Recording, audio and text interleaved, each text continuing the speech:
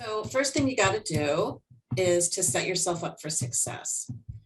There's nothing like getting on an enrollment call and not having all your ducks in a row and being prepared. Has that ever happened that you've just kind of been caught off guard and you enter into a signing up session? Like you're in the car or you're in the airport or they called you during dinner. Yeah, okay. So we're not going to do that anymore because that's not going to help you. So this is what we're going to do instead. Before your call even happens, you're going to allow 2 hours. Now, I don't mean that it's going to take you 2 hours to do your call. I mean, you're going to allow 2 hours. So, and most enrollment calls take somewhere between 40 and 75 minutes if it's a higher priced ticket. So, something like over $1,000 sale, you're going to need time because people will have objections. So if, let's just say you book something at 11 o'clock a.m. and you have another one at 12 and you're making the offer around 40 minutes in and the objections start and you have to get off for your next call at noon, what's going to happen? You're not going to have time to make the offer and you're going to lose the sale. So this way you feel super free, like I've got all the time in the world, I'm in no rush, I'm relaxed, I can just spill into the next hour. And then of course, there's the refreshment part where you need to like shake it off, have a drink of water, walk around the house, throw some laundry in, do whatever you need to do. You really need to take the time for yourself to be able to do that. And then your next one would be at 1 o'clock. So now you're coming in completely fresh. And then your next one would be at 3 o'clock. I also think that it's probably smart not to do more than 3 a day. And if you had to do 4, if you were in a big launch or something, that would probably be pushing it. You'll probably get pretty tired. So just take care of yourself. The next thing that's important to do is to use a proven script that keeps you focused, on track, and highlights your prospect's vision and challenges. So who here is already using a script? And who here is using a proven script?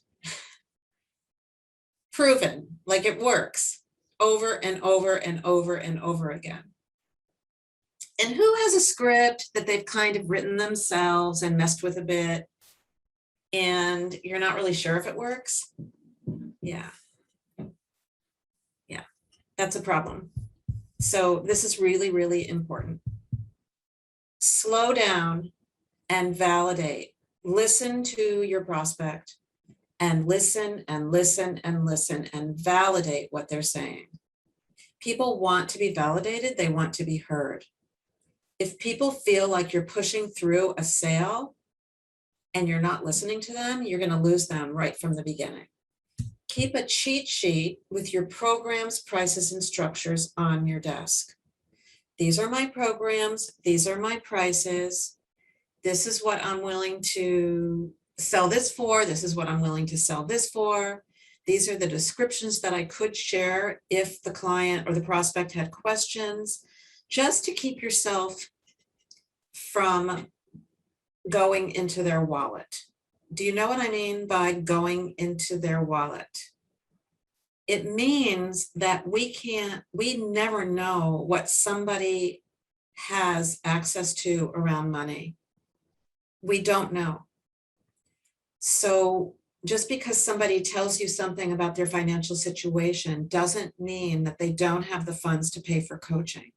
You don't want to decide for them what they can pay for. Exactly. Thanks, Melissa. Great reframe of what I was saying. And be prepared to take a credit card on the call. More coaches that I know send invoices, have people send out links, let people pay when they want to pay, et cetera, et cetera. The best way for you to ensure that your client gets enrolled and signs up is to sign them up with them on the call. So it's very much like if you were going to call the department store and not order online, you call up and you say, hi, do you have towels that have, I was just researching towels, that have a something or other thread count?